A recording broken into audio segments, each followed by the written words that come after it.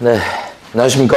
안녕하세요. 네, 아주 그냥 눈이 와서 좀 기분이 좋네요. 네? 아직도 그러냐고요? 그렇죠. 눈이 오면 기분이 좋잖아요. 네. 눈 올 때 재 뿌리는 어른들이 제일 미웠어요. 왜냐하면 썰매 타야 되는데 거기다 재를 뿌려놓으니까 썰매를 못 하잖아요. 예? 자, 지난주에 우리가 외국인 특례 안 했죠? 거기서부터 할 차례입니다. 외국인 특례는 교재는 어디냐면 254페이지입니다. 254페이지. 자, 우리가 지금 제2편을 보고 있죠? 2편. 아니에요? 맞아요? 예. 잘못 가르쳐 주시면 안 됩니다. 그러면 다시 공사해야 됩니다. 자, 여기 보시면 2편이 이제 거래 신고 등에 관한 법률 요거 보고 있고요. 이때 요 안에 있는 내용이 세 가지가 있습니다. 첫 번째가 거래 신고 등에 관한 법률인데 실거래가 신고 제도가 있고, 자, 두 번째가 외국인 특례가 있습니다. 자, 세 번째가 뭐냐면 토지거래허가 제도. 이 시간에 이걸 볼 수 있도록 시험 문제가 여기가 두 문제 출제된다고 그랬습니다. 외국인 특례가, 지금 보려고 하는 외국인 특례가 한 문제, 그 다음에 토지거래허가 제도가 한 두 문제 정도 비중이 있다, 이렇게 보셔야 돼요. 요겁니다. 요것은 외국인을 차별하는 법이에요. 그래서 일단 칠판에 써서 설명을 드리면, 외국인 등이 자, 국내에 있는 부동산 등에 대해서, 그 다음에 소유권을 취득할 때 간섭하는 법이에요. 이 세 가지 내용. 몽땅 갖추게 되면 그때는 간섭을 한다. 간섭한다는 게 규제한다는 거고, 규제 내용을 보면 허가받으라 그런 땅이 일부 있고 나머지는 다 신고하면 되는 것들이에요. 자, 우리 얼마 전에 지하철을 좀 타보니까 지하철에서 어떤 두 남녀가 막 하는데 옷을 굉장히 세련되게 입었더라고. 그래서 막 얘기를 하는데 도저히 알아들을 수 없는 얘기를 하는 거예요. 우리나라 사람이 아니에요. 근데 그 말이 어느 나라 말인지 모르겠어요. 그러니까 제 귀에는 처음 듣는 말이에요. 근데 아마 동남아 쪽 말 같아. 중국 말은 아니에요. 되게 막 소리를 크게 얘기해가지고 신경 쓰여가지고 보니까 우리나라 말이 아니더라고.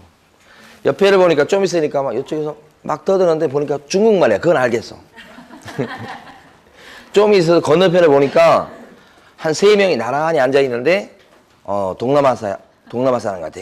근데 그 사람들은 조용히 있으니까 이제 얼굴만 봤는데 그만큼 외국인이 지금 많이 와 있다는 얘기야. 그죠? 근데 그 사람들이 부동산을 취득하진 않아요. 그렇지만 어쨌든 외국인이 늘었어. 우리 현실이 그런 거예요. 그래서 미래를 한번 생각해 봤지. 미래를 생각했어요. 저희 큰 놈이 이제 오늘 초등학교를 졸업하는데 한 15년, 20년 있다가 결혼하랍니다. 이렇게 누구를 데려왔는데 그러면 나는 허락을 할까 안 할까 그거 생각해 본 거예요. 비밀이요. 그거. 자, 그러면 자, 외국인 등 이렇게 했는데, 자, 외국 사람 차별하는 법이니까 한국 사람과 관련이 없어요. 이렇게 한국 회사도 관련이 없어요. 한국 회사 내국 법인이라고 그래요. 그래서 규제를 받는 게 뭐냐 그러면 가만히 보면 외국 사람 규제 받고요, 외국 회사 규제 받고 그렇습니다. 근데 시험에 잘 나온 게 이거예요. 한국 회사인데 요거요, 예외적으로 외국인 특례에 따른 규제를 받는 경우가 있다. 여기가 시험에 잘 나오는 거야. 원칙은 한국 회사는 적용이 없는 거예요. 적용받는 경우가 있다. 어떤 경우냐, 한국에 차려진 회사인데 보니까 거기 구성원의 절반 이상이 외국 사람이에요. 거기 임원진의 절반 이상이 외국 사람이에요. 거기 출자된 자본금의 절반 이상을 외국 사람이 출자했어요. 아니면 외국 법인이 출자했어요. 아니면 그 주주의, 그 회사 주주 의결권의 절반 이상을 외국인이나 외국 회사가 갖고 있어요. 이 넷 중에 하나라도 걸리면 한국 회사일지라도 규제를 받는다, 간섭을 받는다, 그런 뜻이에요. 이게 하나라도 걸리면. 그럼 여기서 이제 시험 문제 나올 때 구성원, 임원, 자본금, 무결권 이걸 틀리게 내질 않아요. 그러니까 거기는 대충 보시면 되는데 뒤에 있는 이 숫자가 핵심인 거예요. 그러니까 만약에 한국 회사인데 임원이 10명이나 돼요. 그 중에 5명은 한국 사람이고 5명은 프랑스 사람이에요. 그러면 외국인 특례에 따른 적용을 받습니까? 간섭을 받아요? 받습니다. 2분의 1 이상이라고 돼 있으니까 딱 절반만 한국 사람이고 절반은 외국 사람이면 규제를 받는다. 그것을 아셔야 되는 게 중요한 거예요. 예, 이게 단골로 나오는 겁니다. 이 내용이. 예. 자, 두 번째 부동산 등이라고 돼 있어. 요건 우리 거래 신고 등에 관한 법률에 제기한 부동산 등하고 똑같아. 그러니까 부동산 등 하면 뭐가 있냐면 토지, 건물, 공급계약, 치위 이렇게 4가지예요. 토건, 공지 이렇게.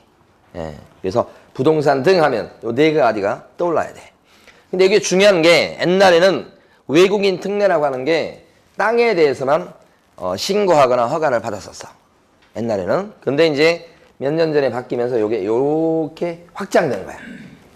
그러니까 이제는 외국인 등이 뭐 단독주택을 매입해. 그래도 간섭을 한다는 거야. 주로 요거겠죠. 그래서 건물이나 공급계약. 공급계약은 뭐냐면 외국 사람이 LH가 분양하는 아파트를 분양을 받았어. 공급계약을 체결했어. 그때도 외국인 특례에 따라서 간섭을 받게 된다. 이 뜻이요. 옛날에는 이런 것들이 규제 범위 바뀌었거든. 중요하게 바뀐 거예요, 이게. 그 다음에 분양권을 샀을 때도, 지위라고 돼 있죠. 분양권을 사들였을 때도 간섭을 해요, 이제. 그러니까 간섭의 범위가 옛날보다는 넓어졌다는 게 두 번째 중요한 거예요. 굉장히 중요한 거예요. 이건 원래 단골이고, 이건 바뀐 내용이 돼서 참 중요해요. 그 다음에 세 번째는 소유권 취득할 때 규제하는데, 그러니까 가만히 보면 외국 사람이 지상권을 취득하거나 임차권을 취득하거나 그랬을 때는 간섭을 하진 않아요. 기출문제에 어떤 게 나왔냐면 외국 사람이 저당권을 갖다가 취득한다. 그런 게 나왔었어요. 간섭 안 합니다. 소유권만 간섭하는 거예요. 자, 그런데 대부분의 규제는 간섭은 소유권입니다요. 가만히 생각해 보시면 거의 대부분 소유권에 대해서 간섭을 합니다. 그 밖의 권리에 대해서는 간섭을 잘 안 합니다. 보통.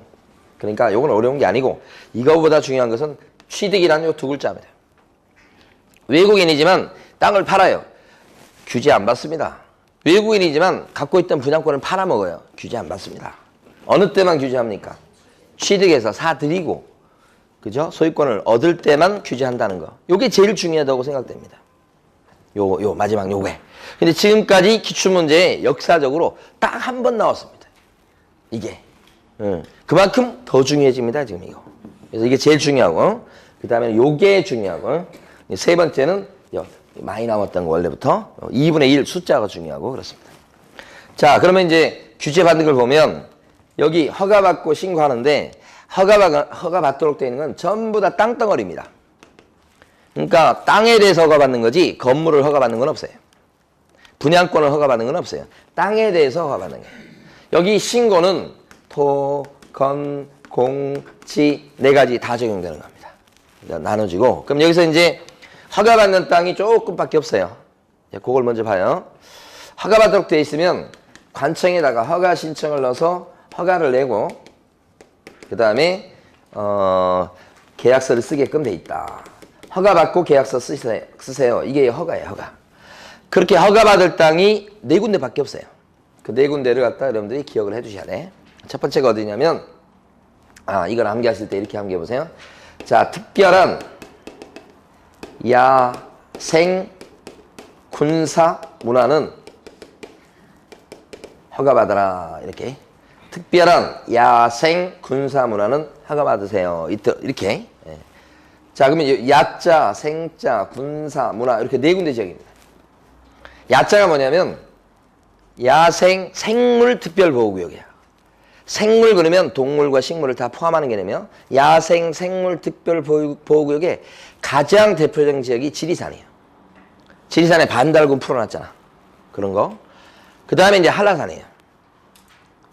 동물만 생각하는 건 안 돼요. 식물도 있어. 그러니까 지리산, 한라산. 극히 드물어요, 여기는. 그 다음에 어느 지역인지는 모르겠는데 수달도 거의 멸종 위기에 있대요. 그래서 수달 보호하는 지역이 또 정해져 있긴 한다고 그러더라고요. 저쪽 경상도 어디 갔대. 그러니까 그런 지역이 야생 생물 특별 보호구역이야. 이 특별이란 말이 들어가야 돼요. 예. 그래서 앞에다 특별자 이렇게 암기한 거예요. 연결되는 거예요, 이렇게. 그 다음에 요 생자가 뭐냐면 생태경관 보존지역이야. 생태경관 보존지역에 대해서는 가끔씩 여러분들이 봤을 수도 있어. 보신 적 없나요?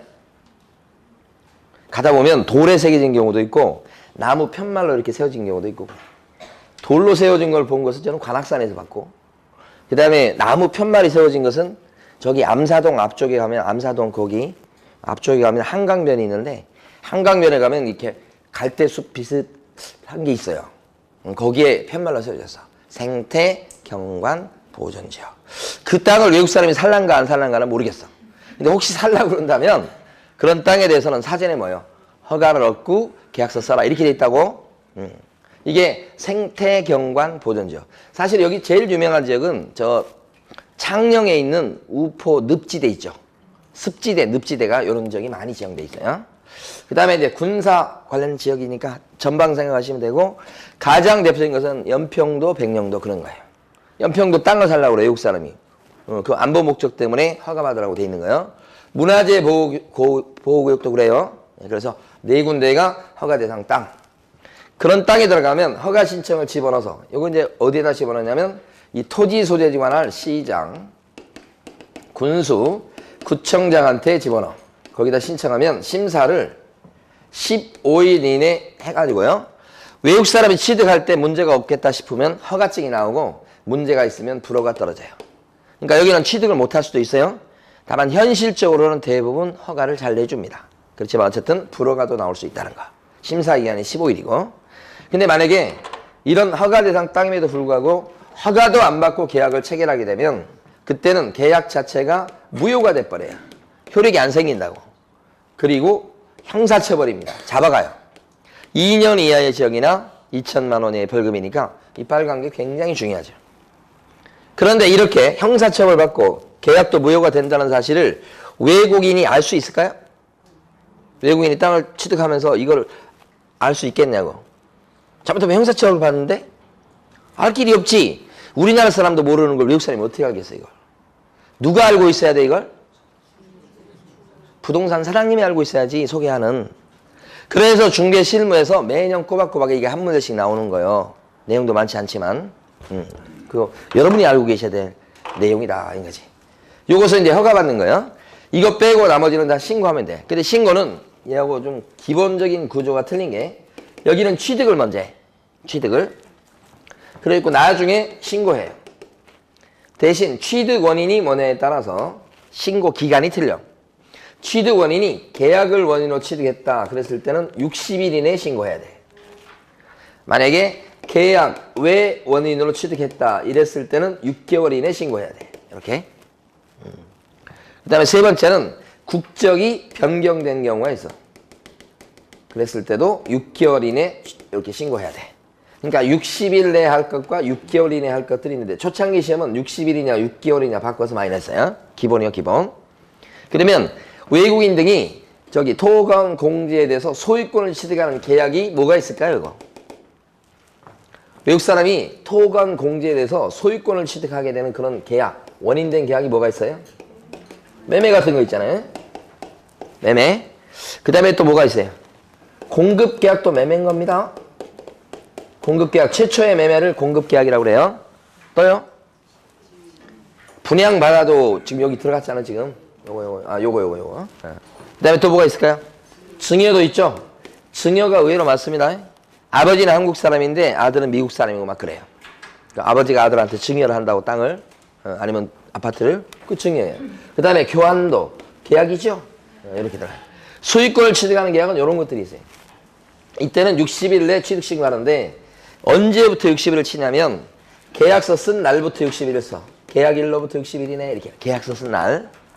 우리 전 시간에 공부했던 저기 부동산 실거래가 신고 제도 1번. 이 실거래가 신고 언제까지 하죠? 60일 내야죠. 그것도 언제부터 60일이었어요? 계약일로부터 60일. 잔금날 아니었죠? 여기도 계약일로부터 60일이야. 뭐 같으니까요. 혼동할 것도 없어요. 자, 그런데 계약 외 원인으로 자, 토건 공제에 대한 소유권을 취득하는 경우가 있어요. 자, 어떤 게 있을까요? 계약 외 원인. 이렇게 얘기하면 여러분 민법으로 얘기하면 187조 같은 걸 생각하셔야 돼. 여기 186조, 187조. 그러면 가장 대표적인 것이 상속하고 경매 같은 거고, 그 다음에 확정 판결 같은 게 또 될 수가 있어요. 그 다음에 환매권 행사 이런 것도 나오고 법에는, 그 다음에 상속과 성질이 똑같은 합병도 나와요. 요게 바로 뭐냐면 계약 외 원인이야. 이때는 소유권을 취득한 그날 취득일로부터 6개월 이내 취득신고하도록 돼 있어요.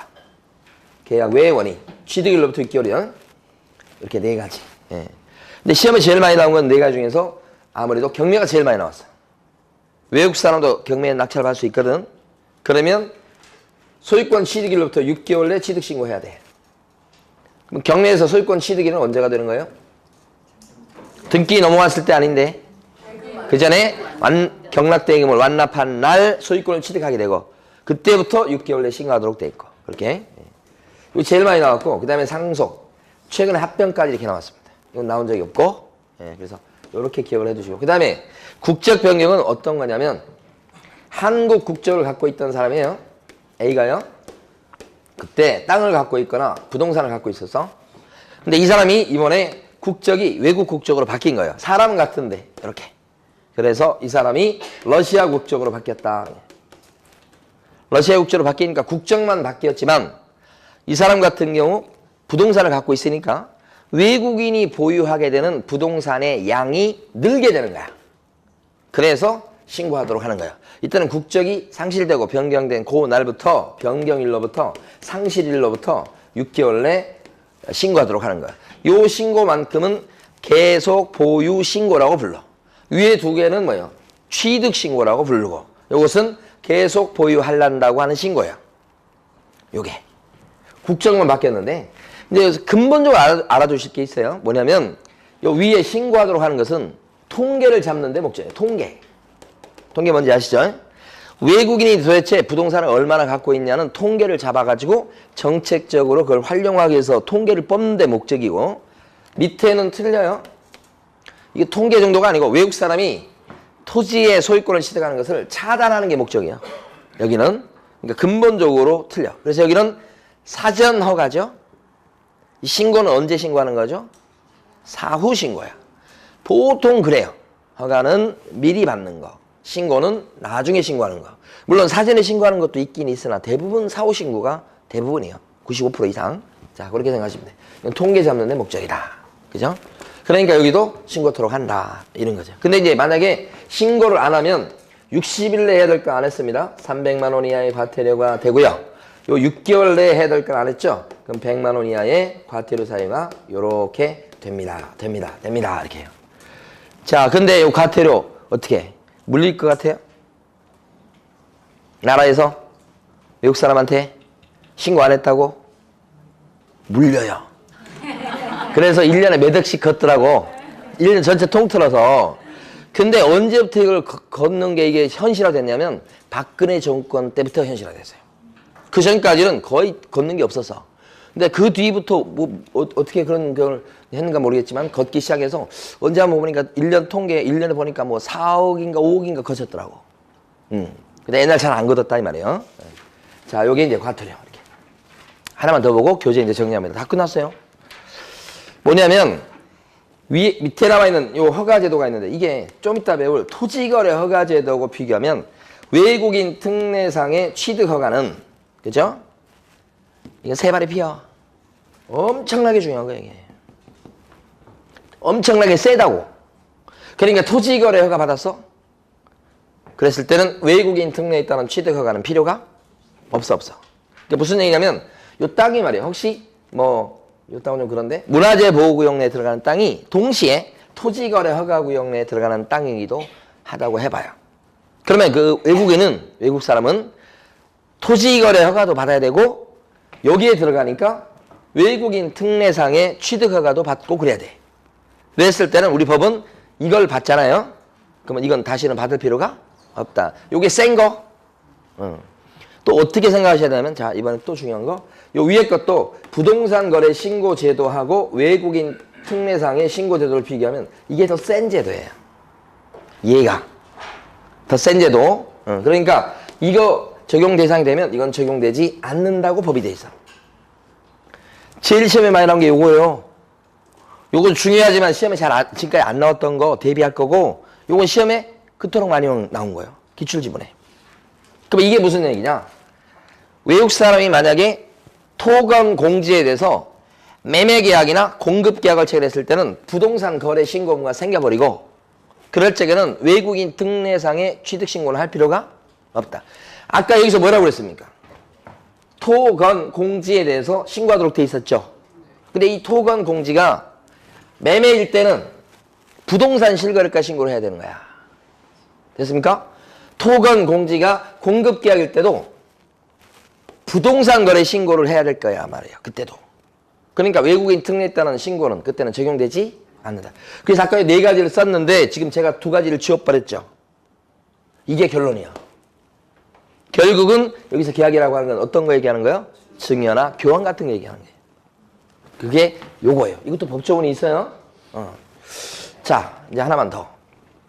여기 보면 시장군수구청장이 허가증을 주거나 시장군수구청장이 신고 확인증을 준다고. 그렇죠? 그러면 시장군수구청장은 그런 신고 내용과 허가 내용을 갖다가 이렇게 잘 정리해가지고 시도지사한테 관련 자료를 제출해요. 이 자료 제출은 분기별로 한 번씩 제출해. 분기니까 1년에 4번이겠죠? 3달에 한 번씩 제출한다고. 우리 지난주에 공부했던 외국인 뭡니까? 부동산 거래 신고에서 자, 신고 관청은 보고를 해. 시도지사한테 보고해. 그 다음에 시도지사가 국장한테 보고해. 그때 보고는 언제 보고는 얼마 만에 한 번씩 보고해요. 그때는 한 달에 한 번씩 보고하는 거야. 부동산 거래 신고 건수가 비교가 안 될 정도로 많아요. 외국인에 대한 이게 건수가 많겠어요? 이거 많지 않잖아, 이건. 그러니까 이건 몇 달에 한 번씩, 3달에 한 번씩 제출해. 여기는 보고 대신 제출이라는 표현을 쓰고 있어요, 법에서. 그리고 지금 시도의사는 이걸 또 누구한테요? 국장한테 또 3달에 한 번씩 제출한다니까. 그러니까 이런 구조는 뭐하고 똑같아? 부동산 거래 신고 제도하고 구조가 똑같아요. 다만 부동산 거래 신고는 매달, 요것은요 3달에 한 번씩. 그래서 분기가 종료한 때부터 1개월 내 제출이고, 요 1개월 내, 그리고 제출을 받고서 다시 1개월 이내 제출이야. 이렇게 1개월 이내. 그죠? 1개월 이내 제출한다는 걸 매달 제출한다고 오해하시면 안 돼요. 예. 그래서 거래 신고 제도하고 비슷한 구조를 하나 갖고 있다. 근데 완벽히 같지는 않기 때문에 잘 구별하셔야 돼. 이게 무슨 말인가 또 하고 계신데, 다시 쓰게 제가 후회를 하고 있어요. 지우고 쓸 건데 지금 시간 낭비만 했잖아. 지금 다시 여기 신고관청이라고 그래요. 시정군수구청장을 여기서 시도지사한테 이렇게 자료를 제출하고 신고증 주고 허가증 주고서, 그러면 시도지사는 다시 또 국장한테 이렇게 자료를 또 넘겨주게 됩니다. 근데 이건 3달에 한 번씩 주는 거다. 그러면 그 분기별로 주는데 분기가 종료한 때부터 언제까지요? 한 달 이내에 제출하는 거고, 제출을 받고서 여기는 제출 받고서 또 뭐요? 한 달 이내에 제출하세요. 이렇게 돼 있다고. 여기다가 이렇게. 근데 시험에서 중요한 건 뭐예요? 바로 제출하면 안 된다는 거예요. 신고관청이 바로 국장한테 제출하고 그러면 시도지사가 기분 나빠해요. 그죠? 여기는 사실 정거장 같은 거야. 주면 그냥 따지지 않고 바로 넘겨주는 정거장 같은 건데, 바로 넘겨주면 법 위반이 돼요. 요거요. 아니, 얼마 전에 우리 큰놈한테 제가 물어봤어요. 너 장래 커가지고 뭐가 되고 싶냐? 어떤 직업을 갖고 싶냐? 물어봤더니 대답을 안 해. 그래서 살살 달려가지고 물어봤어. 그랬더니 얘기를 안 하다가 말을 하는데 엄마한테 물어보래요. 엄마한테 얘기했다는 거야. 아니, 그럼 아빠한테도 얘기하지. 그러니까 안 얘기를 안 해줘. 되게 기분 나빴어. 그 패싱 당하는 기분 있잖아요. 자, 교재를 보겠습니다.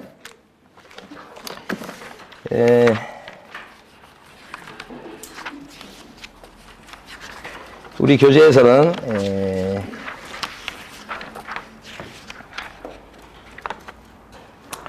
교재 238페이지 앞쪽으로 가보시면 자 238페이지 보시면 중간에 파란 박스가 있죠. 거기에서 4번 보면 외국인 등 이렇게 나와 있습니다. 외국인 등이란 하면서 가나 다라 마바사 이렇게 나왔죠. 가번이 누구냐 그러면 대한민국 국적을 보유하고 있지 아니한 개인. 이 사람을 제가 칠판에서 외국인이라고 썼던 사람이에요. 익혀두셔야 돼. 가의 표현을. 그 다음에 나번 외국의 법령에 따라 설립된 법인 또는 단체. 자, 요것을 제가 칠판에 외국 법인이라고 썼던 사람이요. 시험에 잘 나오는 부분을 보고 있어요 지금. 그 다음에 다번은 다라마 세 개를 묶으시고 앞쪽에다가 내국 법인 중 이렇게 써주시고 다라마 세 개 묶으시고 앞쪽에다가 내국 법인 중이라고 쓰시고. 자, 내국 법인일지라도 그런 뜻이에요. 사원 구성원의 절반 이상이 다번이죠. 라번은 중간에 보면 임원의 2분의 1 이상이. 자, 마번은 첫 줄 끝부분 자본금의 절반 이상. 그 다음에요 그 뒤에 의결권의 절반 이상. 그래서 다라마 이렇게 세 가지 전부 다 2분의 1 이상이죠. 이렇게. 그랬을 때 적용된다. 그 다음에 바번 외국 정부 적용받습니다. 외국 정부일지라도. 그 다음에 4번에 나와 있는 게 국제기구 밑줄. 국제기구도 적용을 받습니다. 외국인 등에 들어갑니다. 자, 됐고요. 이번에 어디 가시냐면 255페이지.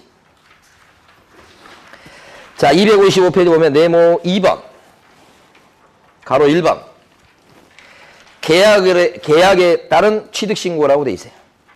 255페이지 네모 2번에 가로 1번요.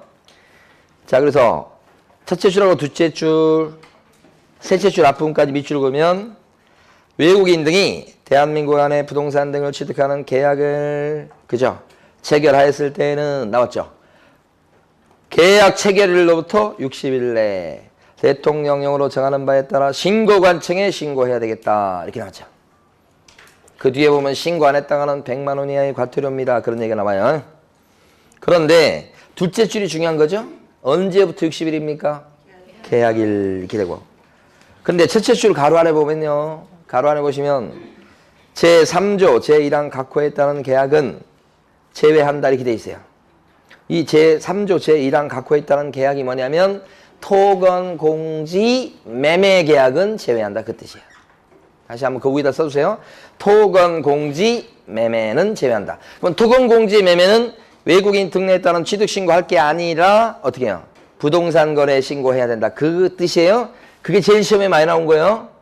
그래서 밑에 보시면 반가로 1번에 다섯째 줄에 따로 또 써놨습니다. 단 부동산 거래 계약을 체결해서 부동산 거래 신고 대상이 된 경우에는 외국인 부동산 취득 특례에 따른 취득 신고 의무는 있다고요, 없다고요?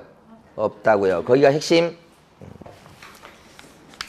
자, 넘어가셔서 이번에는 256페이지는 가로 2번 보시고 가로 2번 보면 계약 외로 인한 취득신고라고 이렇게 돼 있습니다. 가로 2번. 그때 반가로 1번에 동그라미 1번.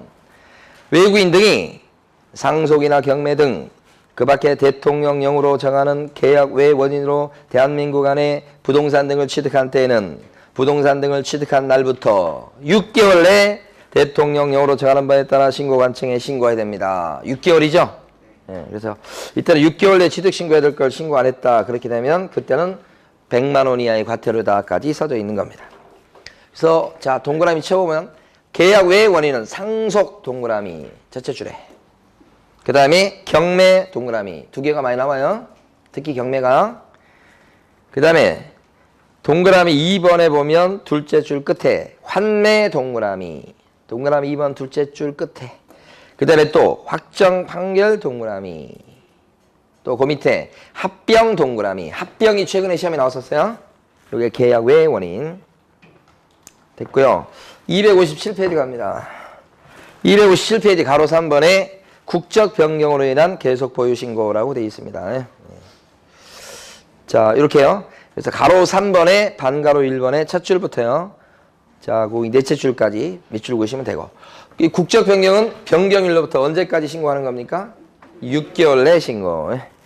그거만 잠깐 체크하면 되겠고. 자, 넘어갑니다. 다음 페이지 가시면 258페이지. 반가로 3번에 동그라미 2번을 보셔야 됩니다. 신고관청은 법제 8조에 따른 신고 내용을 매 분기가 종료한 날부터 1개월 내 누구에게 제출합니까? 시, 도지사입니다. 거기는 특별시장, 광역시장, 뭐 도지사, 특별자치도지사 뭐 이렇게 막 자세히 쓰고 있는데 줄이면 시, 도지사한테 제출. 분기가 종료할 때부터 1개월 내에 제출하는 거니까 3달에 한 번씩 제출하는 거다 생각하셔야 되고. 자, 그러면 동그라미 3번. 사망 본문에 따라서 신고 내용을 제출받은 시, 도지사는 이제 돌아서서 누구한테 제출합니까? 국장에게 제출합니다. 1개월 내에 제출하죠. 제출받고 한 달 내 제출. 오해하시면 안 되는 게 매달 제출하는 거라고 생각하시면 안 돼요. 1개월 이내 제출하는 겁니다. 자, 그 다음에 오른쪽 페이지 가시면 밑에 있는 파란 박스. 자, 4군데 허가대상. 시험 문제 지문에서는 허가대상 지역이 거의 한 지문이 나와요. 그래서 박스의 1번은 군사의 동그라미. 박스의 1번은 군사의 동그라미. 2번은 문화재 보호할 때 문화의 동그라미. 3번은 생태경관 보존지역. 생태 있죠, 생태. 예. 생자, 생. 4번은요, 어떤 글자 딴 겁니까? 4번은 끝에. 야생할 때 뭐예요? 야생할 때, 이렇게. 자, 요 4군데 지역이 뭐예요? 허가대상 땅. 이렇게.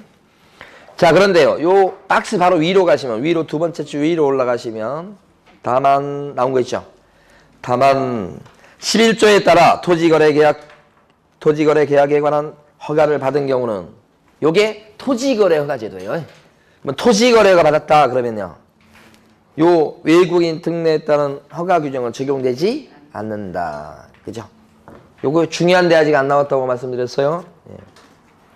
자, 그 다음에 넘어갑니다. 다음 페이지 가시면 가로 3번에 반가로 2번 찾아가십니다. 260페이지 가로 3번에 반가로 2번. 토지 취득 허가 신청을 받은 신고관청은 나온 거 있죠?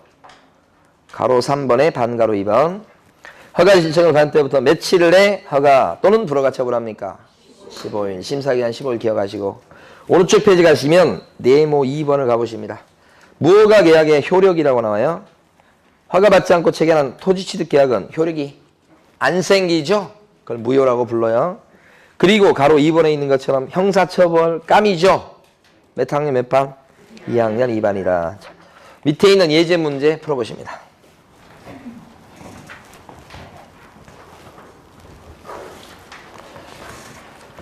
자, 1번은 대한민국 국적을 보유하고 있지 아니한 자가 외국인입니다. 그 사람이 토지를 증여받은 거죠.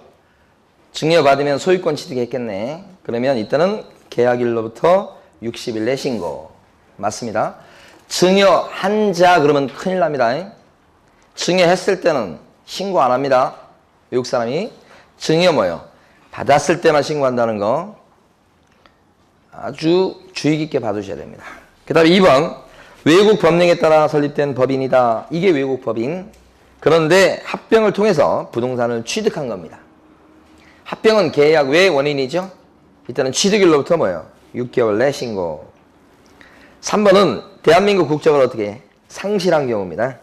그런데 계속 부동산을 갖고 있으려고 그래요. 그러면 국적을 상실한 때부터 6개월 내 뭐예요? 계속 보유 신고. 이렇게. 자, 4번 외국 정부죠. 외국 정부도 외국인 등에 들어갑니다. 국제기구도 외국인 등에 들어갑니다. 보니까 그런데 군사시설 보호구역에 있는 토지를 취득하려고 합니다. 땅 취득이죠. 군사시설 보호구역이죠. 사전 허가사항입니다. 근데 누구의 허가를 받죠? 국장이 아니라 신고관청, 시장구수구청장의 허가를 받는 거니까 틀린 거다. 이렇게. 5번은 산하기구, 국제기구입니다. 근데 생태경관 보존지역이라고 되어 있으니까 허가 대상 땅입니다. 만약에 그런데 허가도 안 받고 계약을 체결하려고 그러면 아무리 국제기구지만 그 계약은 어떻게 돼요? 무효죠. 그 다음에 2학년 2반으로 처벌하겠죠? 허가 안 받았으니까?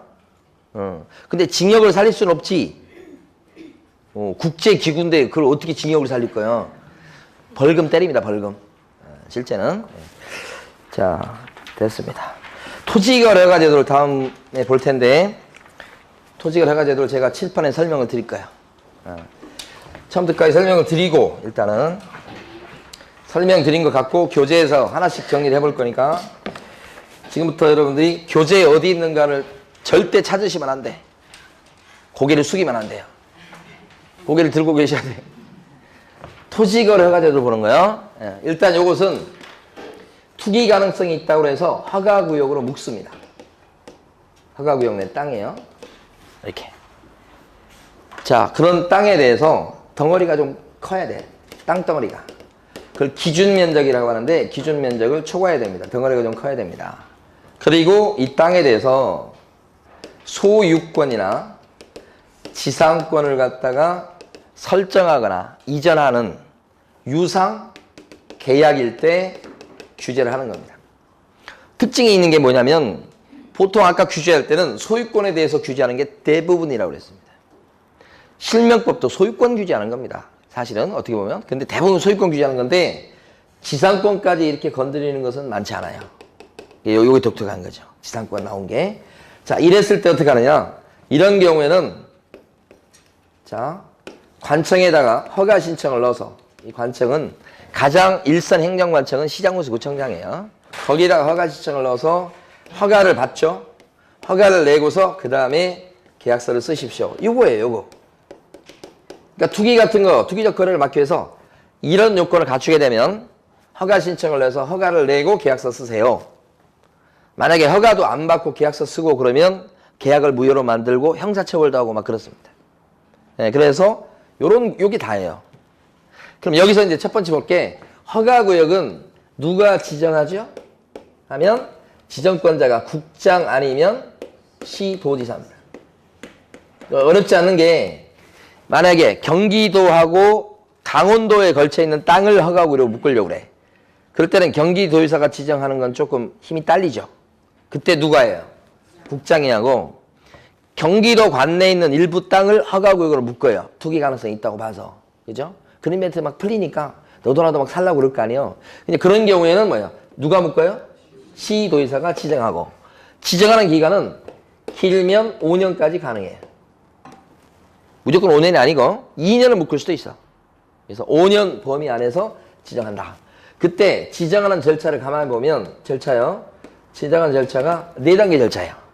처음에는 여기가 지금 그린벨트에서 풀리는데 투기 가능성이 좀 있지 않을까 해서 도시계획심의위원회를 열어요. 그래서 거기서 심의를 해요.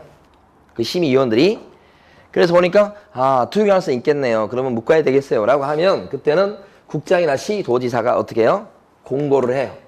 여기는 허가구역이다 라고 공고한다고. 그리고 나서 이제 공고한 국장이나 시도지사가 알려줄 만한 사람한테, 알아야 될 만한 사람한테 통지를 합니다. 그래서 만약에 국장이 만약에 지정했죠. 그러면 시도지사 통지. 시도지사가 시장군수구청장한테 통지. 시장군수구청장은 등기소장한테까지 통지. 이렇게 통지한다고.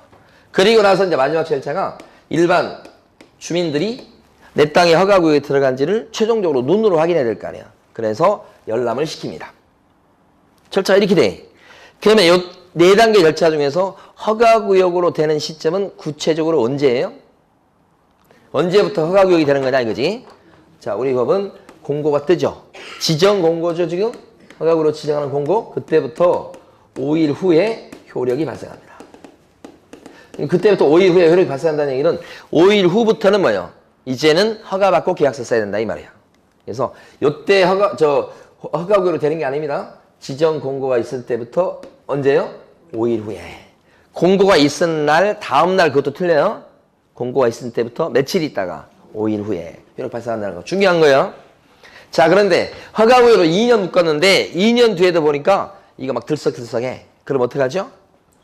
재지정을 합니다. 그 재지정이라고 그래. 2년 있다가 한다면 재지정. 재지정할 때도 요 절차를 그대로 밟아요.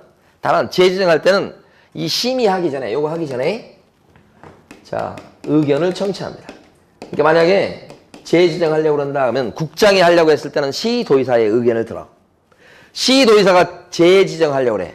시도의사가. 그러면 시장군수구청장의 의견을 뭐요? 들어봐. 그러니까 의견 청취를 하고서 그 다음에 심의 어쩌고저쩌고 이렇게 간다고요? 여러분들 아직 중요도를 못 느끼는 것 같은데 이게 얼마나 중요한지 몰라요? 무슨 얘기냐면 요 지정 절차하면서 여기다가 의견 청취 얘기를 하면 맞아요? 틀려요? 그래서 하잖아 지금. 응? 틀리다고. 여러분들 한 번씩 틀려봐야지만 뼈저리게 느끼는데 지금은 틀려보질 않았으니까 지금 아무 느낌이 없잖아요. 이거 나오면 틀리다고요? 재지정일 때나 이거 나오는 거라고요? 자, 그 다음에 이쪽에 가게 되면 거꾸로 풀어주는 경우가 있어. 지정해제, 그죠? 이렇게 일부를 풀어주는 걸 일부 축소 그래요. 허가구역을 조금 줄여주는 거예요. 자, 이건 풀어주는 쪽입니다. 근데 여기 중요한 것은 요 지정이나 재지정은 관청의 재량이에요. 묶을 수도 있고 안 묶을 수도 있고. 그런데 사유가 없어지면 이 지정해제나 일부 축소는 무조건 의무적으로 하여야 한다고 법이 돼 있어요. 이건 국민의 재산권하고 직접 관련돼 있기 때문에 사유만 없었다 그러면 뭐요? 의무적으로 풀어줘라 이렇게 돼 있다고. 법상은 그렇게 돼 있다는 얘기입니다. 그래서 세 가지 내용을 한 거예요 지금. 그 다음에 여기 보면 기준 면적을 초과해야 돼. 이것도 중요해요. 이게 도시지역일 때하고 비도시지역일 때하고 비도시지역일 때하고 기준 면적, 땅에 대한 면적이 틀려요. 허가구역에 들어가는 땅을 거래했다고 무조건 허가받는 게 아니에요. 면적이 덩어리가 커야 돼. 그래서 도시지역입니다. 그러면 여러분들 아시는 주, 상, 공, 녹 요거 있잖아요. 여기죠. 주거지역. 요것은 180제곱미터가 넘어가야 돼. 주거지역일 때는 면적이. 그 다음에 상업지역일 때는 200제곱미터가 넘어가야 돼. 초과야, 초과. 전부 다. 그 다음에 공업지역은 660제곱미터가 넘어가야 돼. 그 다음에 녹지지역일 때는 100제곱미터가 또 넘어가야 돼. 이렇게. 그러니까 용도 지역에 따라 가지고 이렇게 기준 면적이 틀려. 근데 이제 용도 지역이 지역이 안 된 경우가 있어요. 자, 그걸 미지정 지역이라고 하는데 그때는 90제곱미터만 초과해도 허가받도록 돼 있다. 이걸 속속들이 암기하고 계셔야 돼. 그래서 맞추게끔 시험을 내요.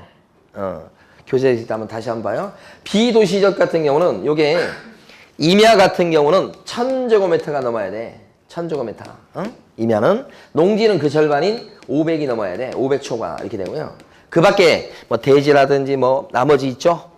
목장용지라든지 이렇게 나머지 지목일 때는 그 밖에 기타는 뭐요? 250 초과 이렇게 돼 있어요. 요렇게. 요거. 그 비도시 지역은 어디를 얘기하는 거예요?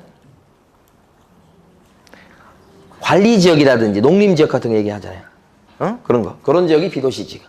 요게 또 중요해요. 시험에 잘 나와요. 중요한 거야? 중요한데 눈 감고 있으면 안 되지. 그 다음에 세 번째가 소유권하고 지상권 취득할 때 규제하는 거라고. 그것도 어떻게 해요? 유상. 그러니까 자, 요거 중요해요. 지금 빨갛게 쓰는 거. 증여로 허가구역 내 땅을 큰 땅을 취득해. 증여. 증여 받거나 그런 거야. 그랬을 때 토지거래 허가증이 있어야 등기납니까? 이건 아니야. 무상이어서 아니라는 거야. 증여는. 그죠? 그래서 유상 뭐예요? 계약. 계약이니까 꼭 알아두실 게 있어요. 경매 있죠. 경매로 허가구역 내 땅을 낙찰받아. 경매로. 그러면 그럴 때는 토지거래 허가증이 있어야 낙찰받은 사람 앞으로 등기를 가져올 수 있나요? 이거 X예요. 경매는 토지거래 허가증을 갖다가 요구하지 않아요. 경매는 있잖아요. 경쟁해가지고 높은 객 쓴 사람이 낙찰받는 거예요. 아무리 허가구역 내에 일지라도 그 땅 주인하고 이렇게 둘이 앉아서 계약서 써서 소유권을 가져오는 게 아니야. 계약 안 써. 그러니까 경매로 허가구역 내 땅을 낙찰을 받을 때도 등기 가져올 때는 허가증은 필요가 없다고. 중요하죠. 요거.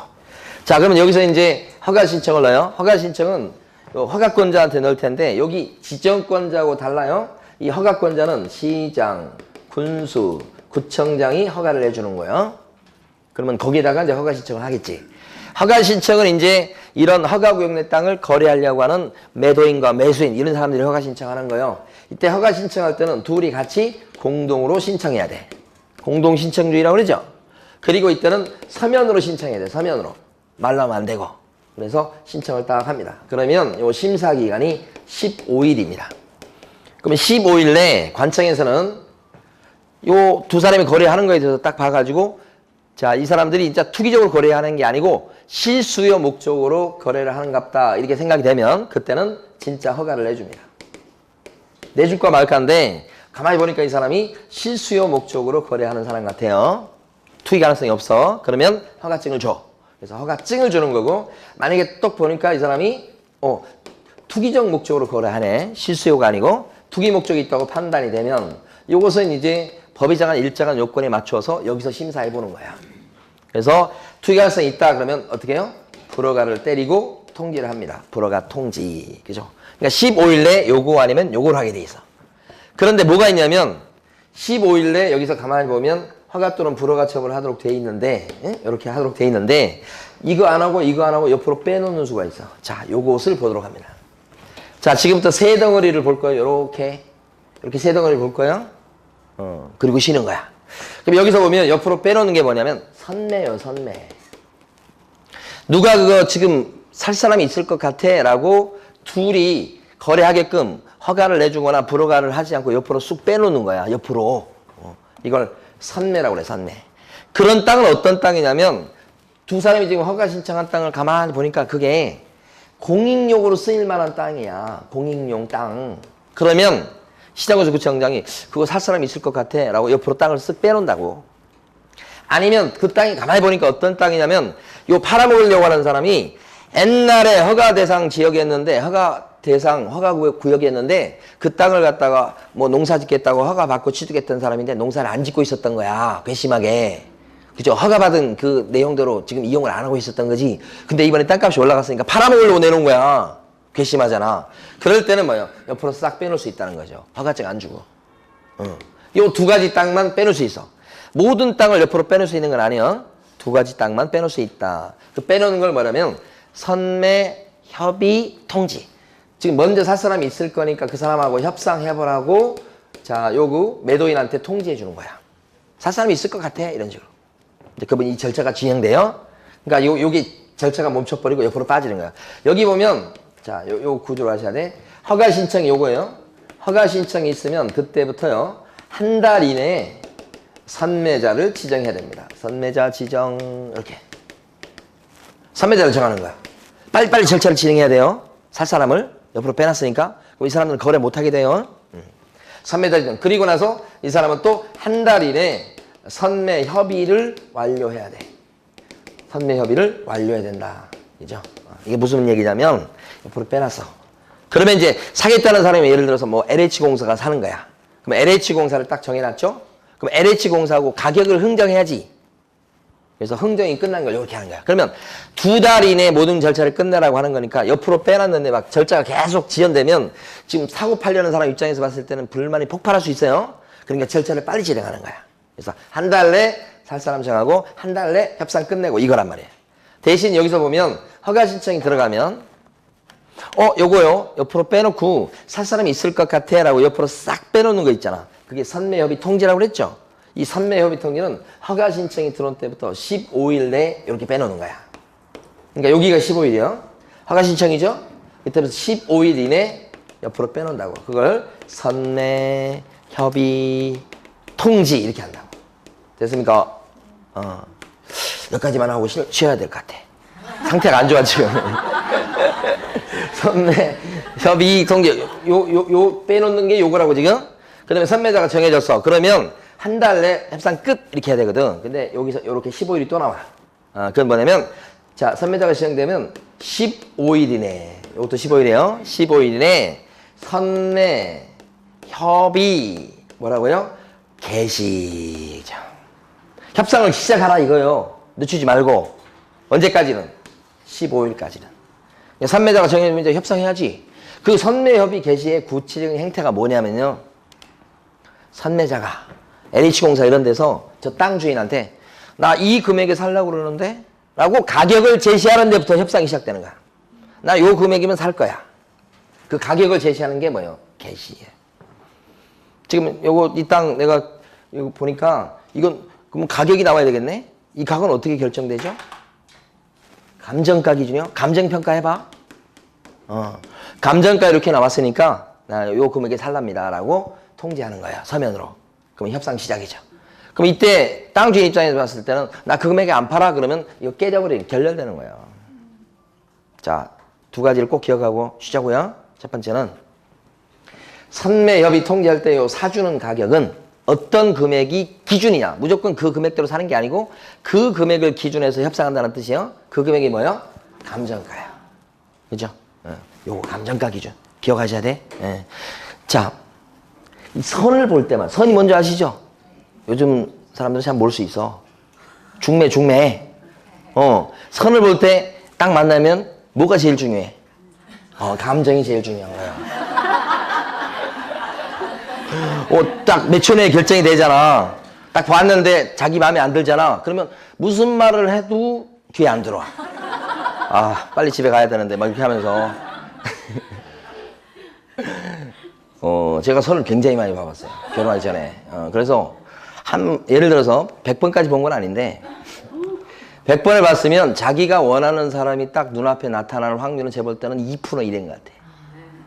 한 2%. 선 안 보신 분은 참고하세요. 차라리 길거리에서 만나. 그게 훨씬 나아. 그러니까 선 볼 때 감정이 중요한 거요. 다른 거 다 필요 없어. 그 다음에 자, 만약에 마음에 안 들어. 그러면 이게 협상이 결렬될 거 아니야. 그럼 어떻게 돼? 집에 가야지. 집에 가는 게 이렇게 가는 거야. 그럼 여기 다시 돌아오는 거야. 그러면 이게 결렬되면 관청에서는 어떻게 해? 허가를 내주든지 이러면 허가를 안 내주든지 이렇게 한다고. 만약에 선매협의가 완료되지 아니했을 때는 허가를 내줘야 된다. 맞아요, 틀려요? 틀렸지. 선매협의가 결렬되었을 때는 불허가 통지해야 된다. 틀렸지. 이건 이거고 요리 와야 돼 집으로. 그래서 요거 아니면 요거다 이렇게 하는 거야. 또는 선택상. 그럼 관청이 이제 알아서 판단하는 거 이걸.